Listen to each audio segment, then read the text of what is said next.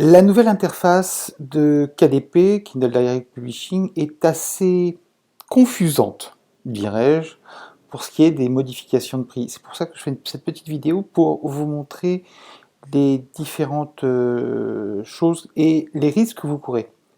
Alors, on voit ici, j'ai un prix en dollars qui est présenté, et si on va dans la modification du prix de l'e-book,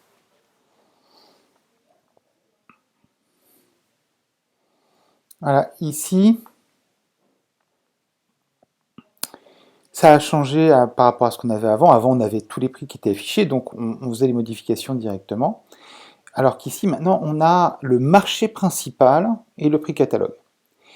Si on a fait des modifications sur l'ensemble des marchés, pour avoir des prix qui soient bien pile poil à des 99 ou des 79 ou des choses comme ça, on est en danger par rapport à cette interface-là, parce que là, on ne voit que le prix aux États-Unis. Donc ici, par exemple, je fais une promo, que je mets ici 1,99 comme promo.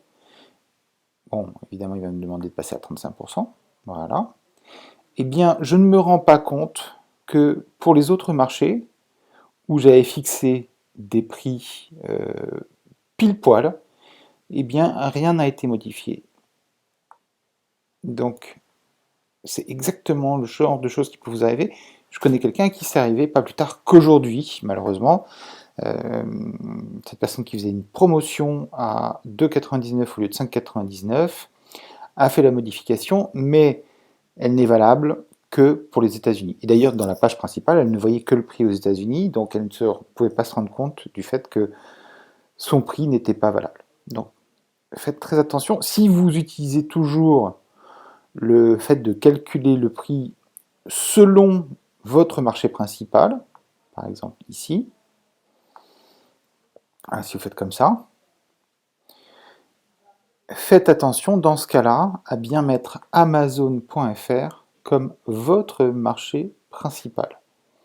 Et ensuite, tout sera calculé selon le prix d'Amazon.fr. Par exemple, ici, au lieu de 2,99, on passera à 1,69 en livres, en roupies britanniques.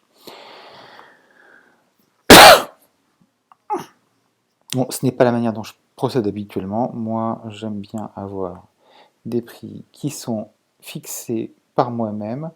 Donc, je change moi-même le prix partout. Et quand je fais ça, eh bien, là, il n'est plus marqué que le prix est calculé automatiquement selon le prix sur Amazon.fr. Voilà, donc cette petite vidéo juste pour vous dire que quand vous faites une modification de prix au cours d'une promotion, faites très attention à ouvrir cet onglet Autres marchés pour vérifier l'ensemble de vos prix, parce que la nouvelle interface d'Amazon peut vous amener à faire de petites erreurs, involontaires évidemment, mais malheureusement avec des conséquences un petit peu désagréables, parce que vous vous retrouvez à faire du rattrapage le jour J. Voilà.